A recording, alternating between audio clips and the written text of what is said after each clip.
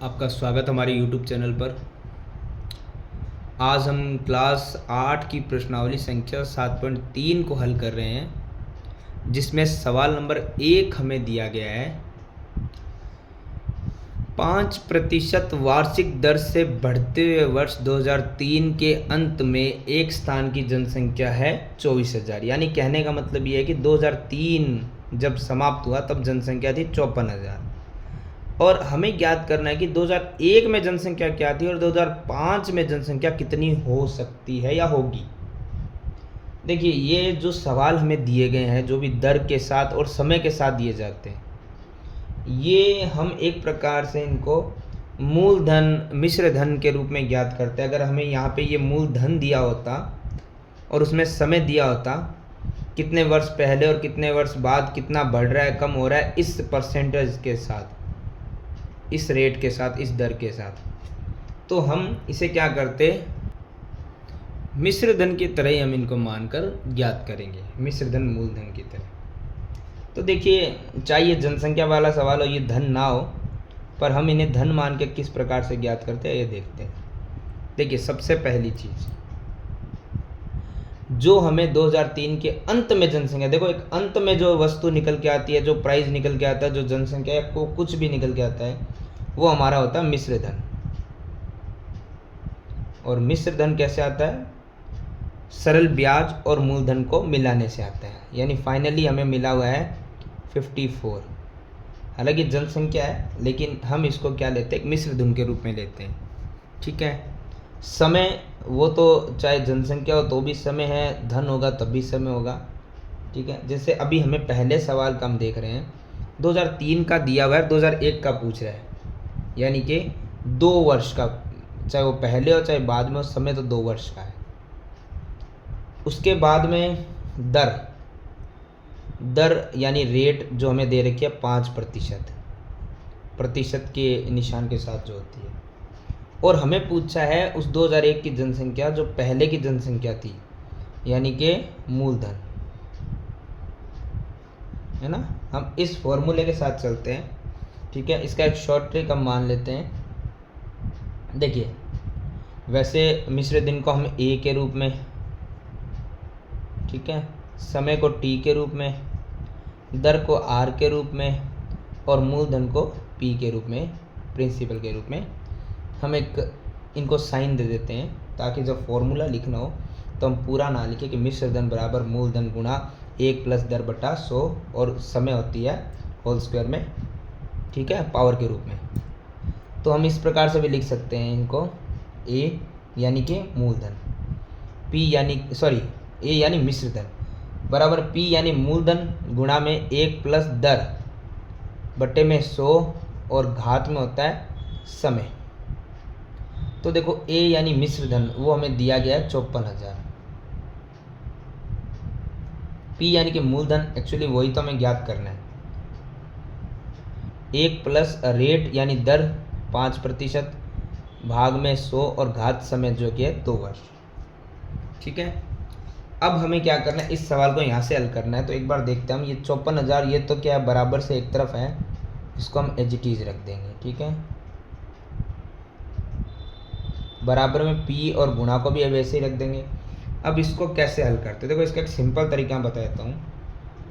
वैसे तो हमें पता है कि प्लस है, इसके बट्टे में 1 लगाओ, और प्लस माइनस हो तो लघुत्तम लो और फिर वही गुणा भाग करके, वैसे सिंपल तरीका बता रहा हूँ। 100 की गुणा 1 से 100 1 कम 100 और आगे वाला प्लस में है 5, तो 100 और 1 100 और 5 105 बटे में 100। और इसका मतलब होता है इतनी बार लिखना है इसी चीज़ को, यानी 105 बटे 100 कितनी बार लिखना है, 2 बार। अगर घात 3 होगी तो 3 बार लिख देंगे हम। सिंपल दोबारा बता रहा हूँ, 100 की गुणा 1 से 100 और 5 प्लस में है तो 105, 10 है तो 110 और उसको 2 बार बोला है तो 2 बार लिख दो। देखो, इसको हमें सरल कैसे करेंगे, सबसे पहले इस 54,000 को एज इट इज रखेंगे हम। अब देखो सरल कैसे करना, पी है, यहाँ से हम कट कर सकते हैं क्योंकि गुणा 105 की बहुत बड़ी हो जाएगी। 100 की तो हमें पता है कि इजी है, कोई प्रॉब्लम नहीं है, लेकिन 105 बड़ा हो तो हम क्या करते हैं, 5 के पहाड़े से काटते हैं। 5 दूना 10 0 और ये भी कट रहा है, 5 दूना 10 5 1 5।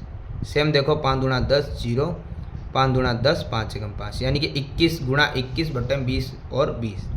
तो 21 की गुणा 21 से करेंगे तो कितना आएगा 441। ये तो इजी है क्योंकि 21 का स्क्वायर, और ये हो गया 20 इंटू 20 420 का स्क्वायर। अब हमें क्या करना है, इस p को अकेला छोड़ देना है, और इधर था हमारा 54,000। अब p के साथ जो संख्या गुणा में वो कहाँ जाएगी, भाग में, और जो भाग में वो कहाँ जाएगा, गुणा में। वैसे तो हमें कट करना ही पड़ेगा क्योंकि इतनी बड़ी गुणा और 441 का पहाड़ा तो मुश्किल हो जाएगा। तो आप ये गुणा करके लिख रहे हो या सीधे लिख दो या कैसे भी आके हमें यहाँ पर अब इसको सॉल्व करना है। तो देखो वही किसी पहाड़े से काटेंगे हम ताकि इजीली हो जाए, ये थोड़ा इजी चला जाए ना। हम यहाँ पे देखते हैं 7 के पहाड़े से,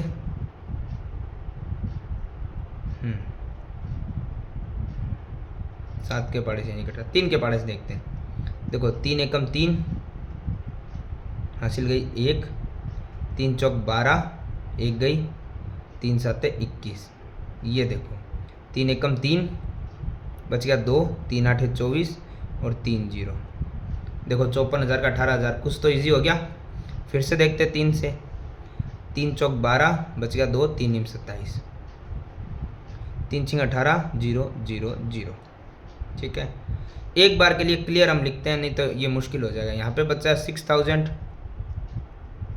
सारा कट के, गुणा में है 400 और बट्टे में है 49, बराबर में है p। तो अब हम ध्यान से देखें तो अब कुछ कटने वाला दिखाई नहीं दे रहा है क्योंकि ये विषम संख्या है, वो किसी पहाड़े से कटे और ये बराबर कट जाए इन संख्याओं से, तो वैसा कुछ लग नहीं रहा है। नहीं लग रहा तो सिंपल करते हैं, अब इनकी गुणा कर दो, इजी है। 3 और 2 5 0 तो सीधे आ गए, और 4 की गुणा 6 से करके 24 आ गया, बट्टे में 49 है। अब हमें पता है कि ये तो कुछ कट नहीं रहा है, तो अब सिंपल सा एक ही बात है, इसका इसमें डिवाइड कर दो 49 में। और टेबल जो कि इतना मुश्किल है नहीं बनाना, आप लिख के तो बना ही सकते हो, तो इसका हम भाग कर देते हैं। ठीक है, आप डिवाइड करके देख सकते हो कि 50 का टेबल लिख लेना, एक माइनस करते रहना, इजीली बन जाएगा। ठीक है, तो ये चला गया 49 चौक 196, क्योंकि 49 पांजे अगर हम जाएंगे तो 245 आएगा नहीं, मतलब मिलेगा नहीं, 240 आ रहा है। तो हमने क्या 4 टाइम कर लिया, यहाँ से बच जाएगा हमारा 4 और 40 44, तो ये हो गया 440।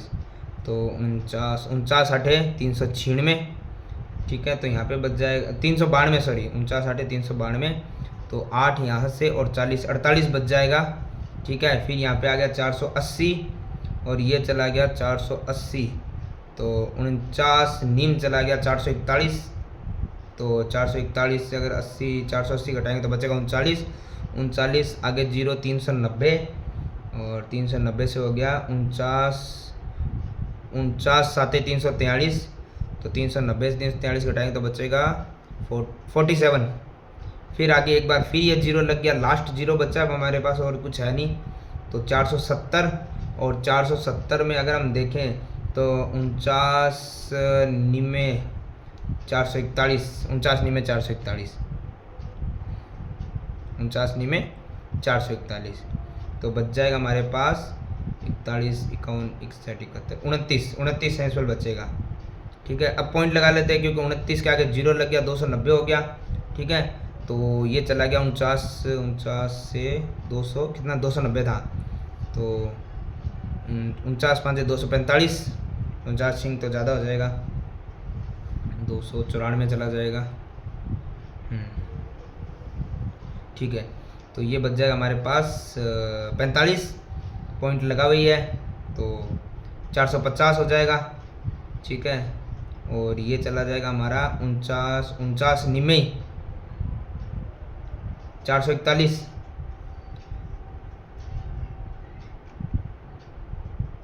हाँ 49 निमे 441। तो पॉइंट के बाद 2 संख्या बहुत है, ये वैसे भी डिवाइड तो जा नहीं रहा है। ठीक है, तो अब हमें करना है क्या है, इसमें ज़्यादा हम इसको आगे हल अब नहीं करेंगे। पॉइंट के बाद 2 संख्या जा चुकी है, इससे आगे हल जाएगा नहीं।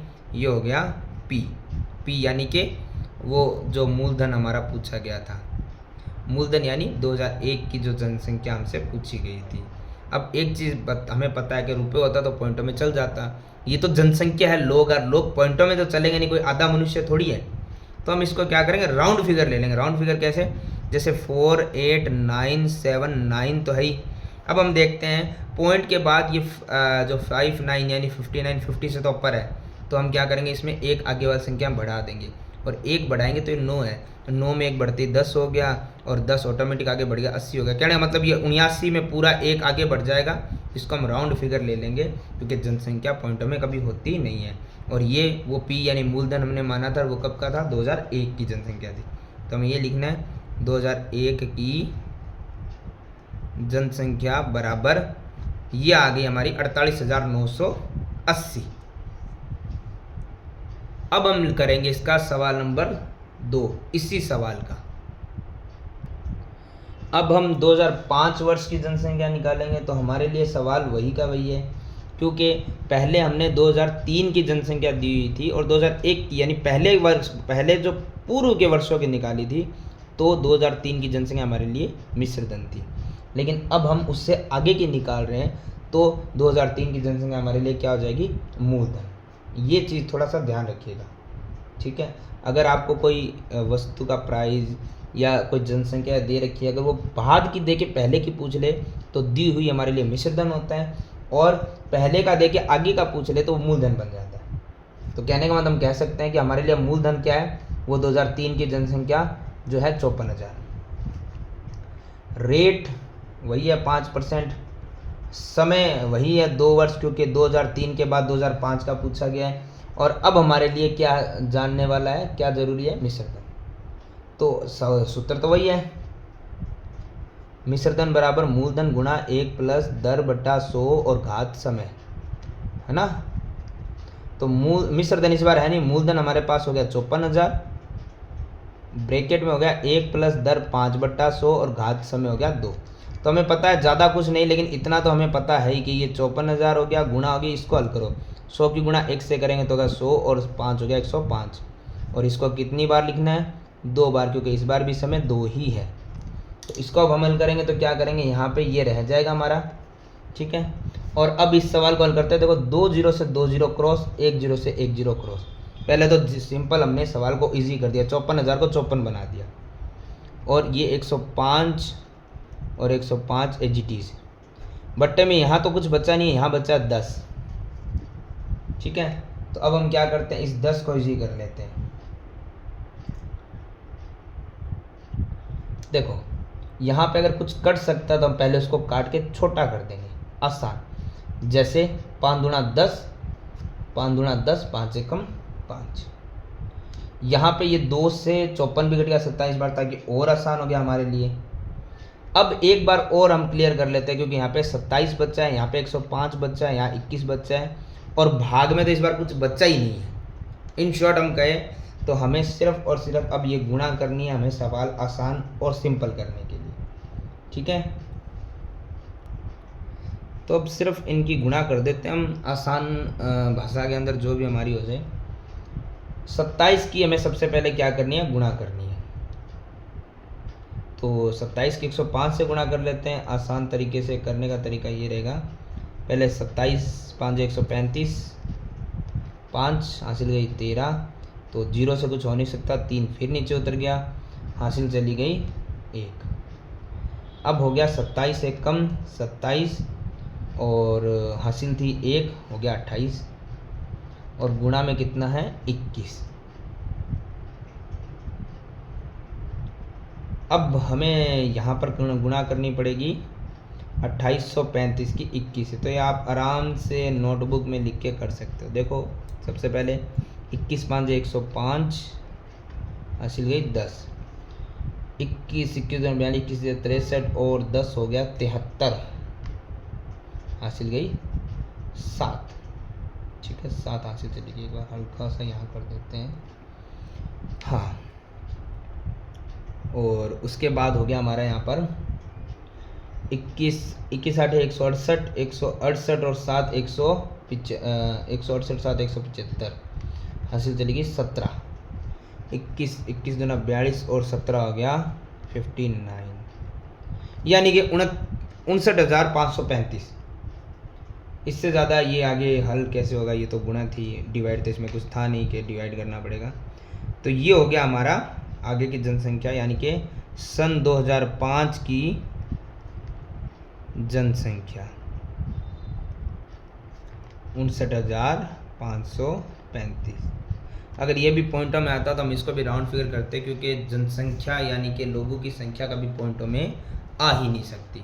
तो इस प्रकार से हमारा सवाल नंबर 1 उसके दोनों पॉइंट होते हैं कंप्लीट।